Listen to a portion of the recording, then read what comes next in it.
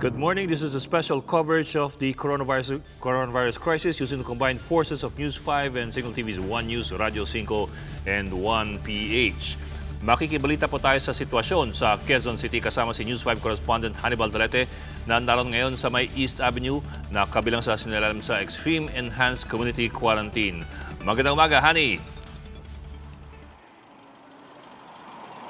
Yes, Bok, Extreme Enhanced Community Quarantine na nga ang ipinapatupad dito sa may East Avenue, dito sa kahabaan nga dito, Magmula kasi dyan sa may BIR Road hanggang dito sa may Circle ay naka-lockdown na ito sa mga motorista.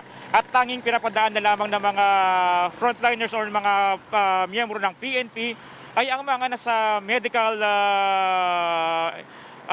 workforce natin or yung mga nasa emergency na maaaring pumasok doon sa East Avenue Medical Center.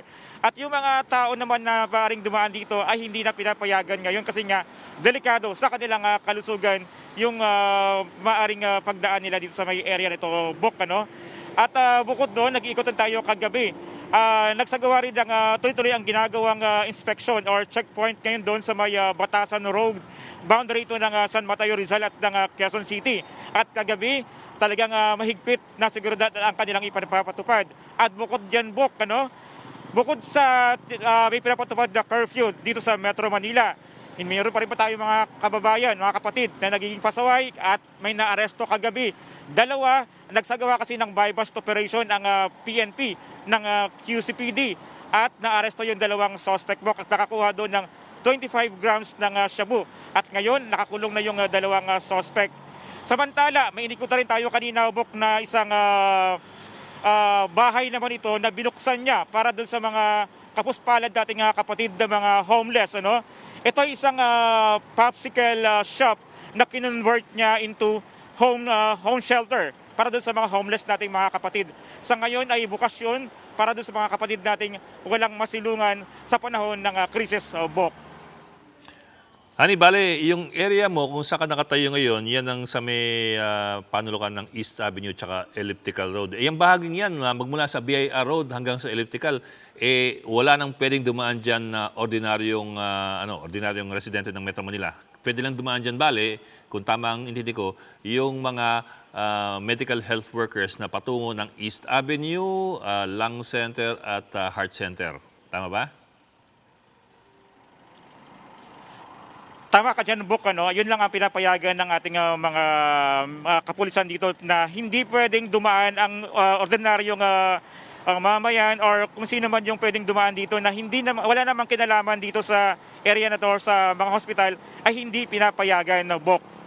So, yung mga lalabas po, planuhin niyo po yung ruta ninyo. Wag na po kayo dadaan sa East Avenue, lalo na paglalagpas kayo ng BIR Road dahil po nakaharang na po yung kalsada. Ngayon, Hani, nabanggit mo kanina, nag-cover ka kanina dun sa bandang San Mateo Road, boundary ng Quezon City. Nung nakaramang araw kasi, ang traffic doon dahil sa mga checkpoints. Kamusta ngayon ang sitwasyon ng traffic doon? Well, napakaluwag, Bok, walang problema ng mga oras na pag-ikot natin kagabi. Hanggang sa mga oras na ito, napakaluwag ng daloy ng sasakyan doon, kasi nga, mangilan-ngilan na lang din naman ang lumalabas sa mga oras na ito, dahil karamihan sa mga kapatid natin ay nag-stay na sa kanilang mga kabahayan, Bok. So wala nang mga private vehicles masyado doon, pero may mga delivery truck pa ba na dumadaan o paunti-unti na lang? Kasi yun ang nagta-traffic nung nakaramang araw eh. Well, may mga dumadaan pa rin, Bok, na mga, alam ba, pag nag-deliver ka ng mga goods, mga supply dito para sa palengke, pinapayagan niya ng ating mga otoridad na makadaan doon. Pero hindi pa rin sila nakakaligtas doon sa thermal scanner o yung tatawag na kinukuhanan kanila ng temperatura para nga ma-check kung ano yung body temperature mo. Kung pagka mataas pa rin yung body temperature mo, ay hinuhold nila ngayon doon sa isang sulok, Bok.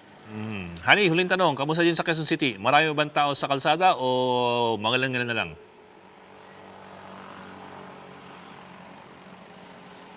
May mga sasakyan pa rin, pero hindi ito kagaya ng mga nakaraang ordinaryong araw na talagang sobrang traffic. Ito, may mga dumadaan pa rin talaga sa mga oras na ito, Bok, na mabibilang pa rin natin yung mga dumadaan ng mga sasakyan sa mga oras na ito.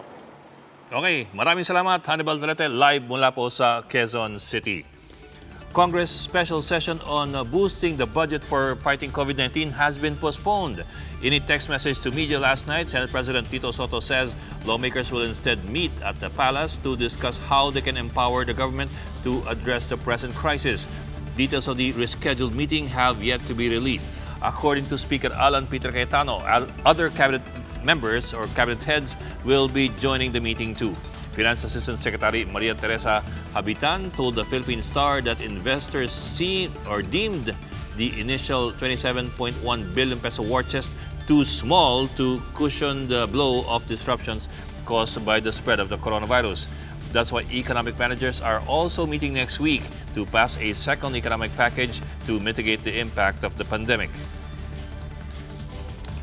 In a bid to contain the spread of the coronavirus disease in the Philippines, the country is temporarily shutting its doors to foreigners starting March 22.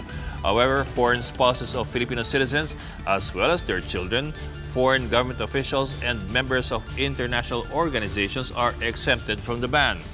Overseas workers and repatriated Filipinos will also be allowed to fly back home. On the other hand, overseas workers and foreigners will be allowed to leave the country anytime, but they are only allowed to travel to airports within 24 hours of their scheduled departure. A new grim record has been set by Italy as it reported 627 additional deaths on Friday. This brings the death toll due to the coronavirus to 4,032. Fatalities in the European nation have already eclipsed mainland China's tally of more than 3,000 deaths. More and more people are also contracting the SARS-like disease in Italy with more than 47,000 confirmed cases. The epicenter of the pandemic remains at the northern Lombardy region, which accounts for more than half of the nation's total cases. As a result, Italy has further tightened its lockdown measures. This includes closing all parks, banning jogging, and even cycling. At paglilinaw lamang po, doon sa lumabas na istorya tungkol sa pagbabalik ng ilang hayop sa Venice, Italy dahil daw doon sa lockdown bunsod ng coronavirus.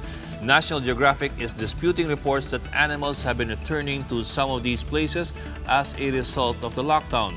Nat Geo says the viral images of swans in the canals of Buran, Venice are not really new. Nat Geo points out that swans really swim there on occasion. Images of swans and dolphins returning to Venice canals had made waves in Instagram and Twitter last week. It looked like the animals were claiming these places following the departure of tourists because of the lockdown. Nat Geo says the images of the dolphins were really taken at a port in Sardinia, which is miles away from Venice. The originator of the images, a girl from India, says she merely compiled the photos she found on the internet, not knowing it would go viral. It seems people were just so desperate to look for a silver lining in the COVID pandemic that has swept through the entire world. Di lang po dito sa Pilipinas problema ang panic buying. Maging sa ibang bansa po, sakit ng ulo din ng kanilang gobyerno kung paano mapapanatili ang karampatang supply ng pagkain sa mga pamilihan. Pero kung tutusin po, puno pa naman ang mga warehouse sa iba't ibang bahagi ng mundo. Narito po ang quick take mula sa Bloomberg.